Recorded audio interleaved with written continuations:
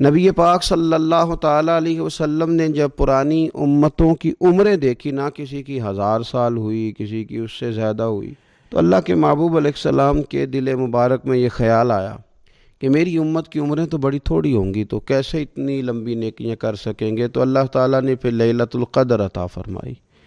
گویا اس ایک رات میں جو آدمی نیکی کرے، 1000 دن نہیں، کتنا لوگوں کو شوق ہے کہ کوئی ایسا جیک لگے، یکدم میری ساری چیزیں بڑھ جائیں، تو اس پر بھی تو ذرا غور کرے نا۔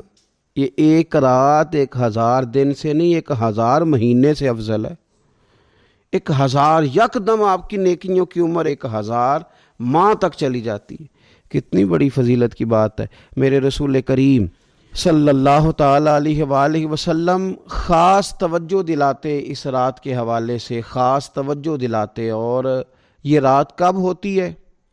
صحیح حدیث میں موجود ہے، نبی پاک صلی اللہ تعالیٰ علیہ وسلم نے فرمایا کہ اسے رمضان کے آخری عشرے میں تلاش کرو۔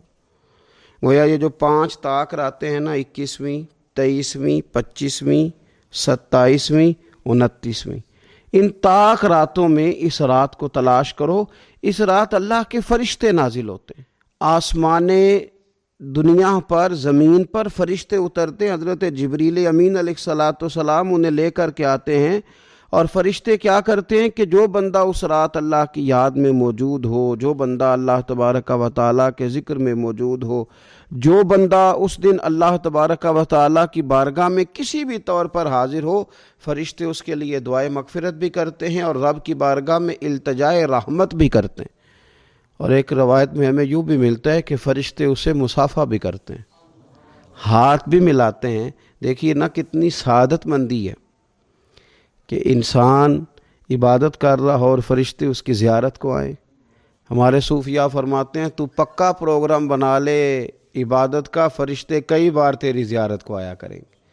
اور پھر ایک اور بات یہاں بڑی قابل توجہ ہے کہ انسان جب محسوس کرتا ہے نا مجھے کچھ دیکھ رہا ہے، تو ذرا اس کی عبادت کا انداز بھی تھوڑا تبدیل ہو جاتا ہے۔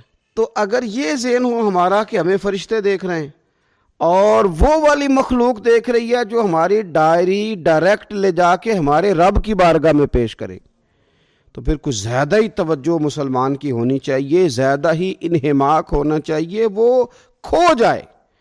ٹھیک ہے ہم کمزور بھی ہیں، ہمارے اندر کچھ پریشانیاں بھی ہیں، ہماری بیماریاں بھی ہیں، ہم لاغر بھی ہیں، ضعف بھی آ جاتا ہے، تھکاوٹ بھی ہمیں آ لیتی ہے، لیکن لمبی تو بات ہی کوئی نہیں، 5 تو طاق راتیں ہیں۔ حضرت سیدہ عائشہ صدیقہ رضی اللہ تعالیٰ عنہ ارشاد فرماتی ہیں کہ جب رمضان کا آخری عشرہ شروع ہوتا تھا نا، تو نبی پاک اپنی کمر کس لیتے تھے عبادت کے لیے، خود بھی رات کو اٹھتے تھے، ہمیں بھی جگاتے تھے، کیونکہ سونے کے دن تو نہیں، یہ تو جاگنے کے دن ہیں۔ ساون کی کالی راتوں میں جب بوندا باندی ہوتی ہے، وہ راتوں کو اٹھ اٹھ روتے ہیں جب خلقت ساری سوتی ہے۔ یہ رب کے بندوں کی شان ہے۔ اور ویسے بھی درویش کہتے ہیں کہ رات پوے تے بے درداں نو نیند پیاری آوے، درد منداں نو تے یاد سجن دی سوتیاں وی آن جگاوے۔ تو یہ وقت ہے خاص، اس خاص وقت اس بات کی طرف ضرور توجہ کرنی چاہیے۔ اور یہ جو کہا گیا نا کہ فرشتے نازل ہوتے ہیں بِإِذْنِ رَبِّهِمْ مِنْ كُلِّ امر، اللہ کے حکم سے آتے ہیں اور ہر کام کے لیے، ہر امر خیر کے لیے آتے ہیں۔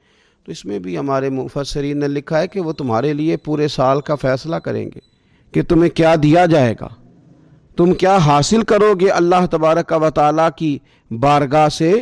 تو اس کا معنی یہ ہوا کہ پھر تو یہ لینے کی رات ہے۔ ایسا نہ ہو کہ فرشتے آئے ہوں رب کی بارگاہ سے یہ پیغام کرم ہو کہ دینا ہے اور لینے والے سو رہے ہوں، وہ آرام میں ہوں۔ تو یاد رکھیں خیرات اسی کے پیالے میں آتی ہے جس کا پیالہ سیدھا ہوتا ہے، اور اگر پیالہ ہی سیدھا نہ ہو تو خیرات پھر پیالے میں نہیں آیا کرتی۔ تو پھر اس کو جو کہا گیا نا کہ یہ سلامتی والی ہے، تو اس میں ایک اور بات بھی ہمارے پھر مفسرین نے لکھی ہے کہ اس رات شیطان تو ویسے ہی قید ہے، اس رات بندے کا نفس بھی نہیں اسے تنگ کرتا۔ یہ طاق راتیں اتنی حسین ہے کہ تھوڑی سی بندہ ہمت کرے تو اللہ عبادت کے لیے اس کے دل کو قرار عطا کر دیتا ہے، اسے سکون ملتا ہے، طبیعت ٹھنڈی ہو جاتی ہے، اور وہ بڑے ذوق کے ساتھ اللہ کی عبادت کرتا ہے۔ خوب بیداری کا مظاہرہ کریں طاق راتوں میں۔